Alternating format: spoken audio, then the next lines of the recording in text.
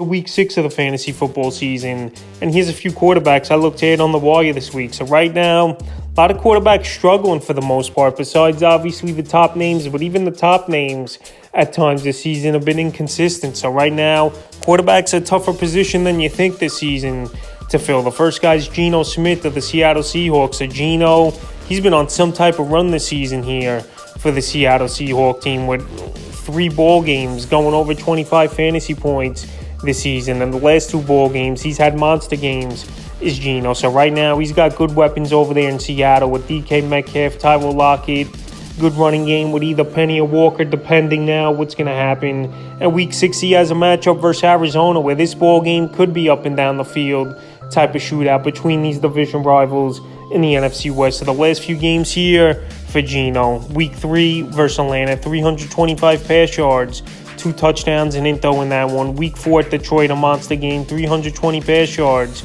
2 touchdowns, 49 yards rushing and a touch.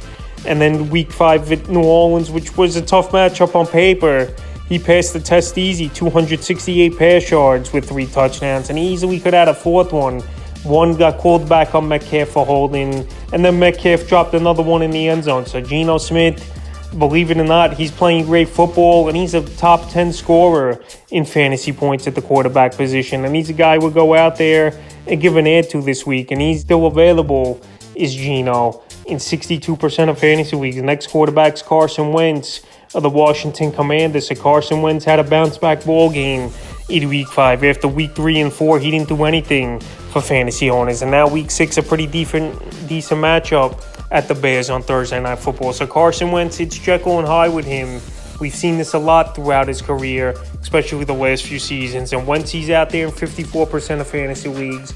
And with buys coming up in a decent matchup in week 6 at Chicago, I think he's a guy that could be usable this week if you got a bye week or injuries or just quarterback struggling. So week 5 versus Tennessee, 359 pass yards, 2 touchdowns, but a crucial interception at the end of that ball game that put it on ice for the Commanders to lose. But week 6 as a 1-week ad and a guy to use as a spot starter in a pretty decent matchup in Chicago. I like Carson Wentz this week here. And weeks 1 and 2, we had monster fantasy games, over 30 fantasy points.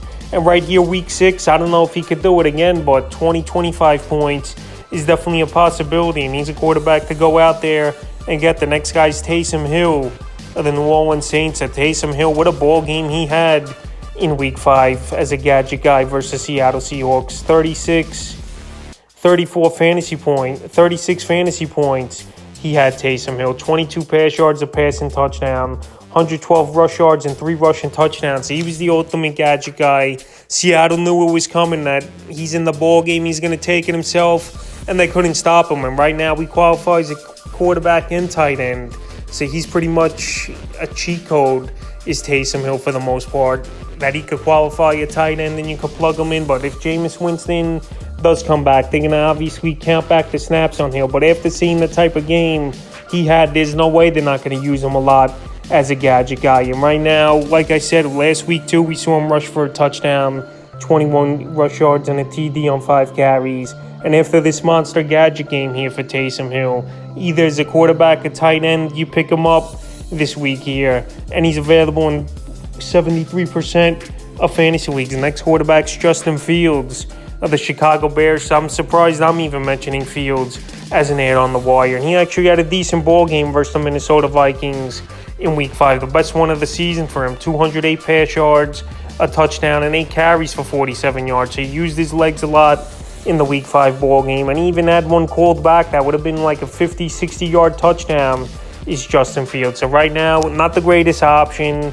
not good weapons over there for this Bear team, but like I said, it's a 1-week use versus a weak Washington Commander team on Thursday Night Football. They give up the 7th most fantasy points to quarterbacks on the season. I think Justin Fields is a decent ad on the wire this week here.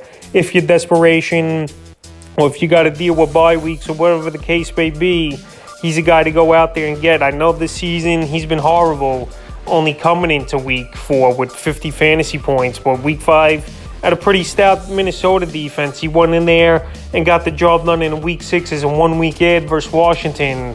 I think there could be worse options. And the 5th and final quarterback I looked at on the wire this week, Zach Wilson of the New York Jets. Obviously, week 6, I don't like his matchup here versus the Green Bay Packers, even though we saw Daniel Jones and the New York Giants just beat them in London. But anyway, he came back 2 weeks ago here, Zach Wilson, and the Jets 2-0, surprisingly, with him on the center. Week 4, Pittsburgh, 252 pass yards, a touchdown, 2 Wintos, 15 rush yards, a catch for 2 yards, and a touchdown on a Philly special. And Week 5 versus Miami, 210 pass yards, 2 rushing yards, and a touchdown. So right here, Week 6, tough matchup with Green Bay. You're not going to use him there. But a guy in 2 quarterback leagues, or obviously for bye weeks coming up now in the next few weeks here, he's got decent weapons over there, believe it or not, in New York. Breece Hall looks good. A guy I thought would come out slow this season here. Not so much for fantasy, but so far he's proven me wrong. You got Garrett Wilson, obviously. Corey Davis and him have a good rapport. Tyler Conklin, I think his fantasy days are done, though.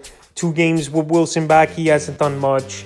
But he's got weapons over there in New York. They're playing good football right now, 3-2, even though I know they're beating up on a lot of weak ball clubs. But if you're in desperation for a quarterback or the guy to stash for the next few weeks here, this is the time to get Zach Wilson, and he's available in 86% of fantasy leagues. That's a few quarterbacks I look to get on the wire for Week 6 of the fantasy football season.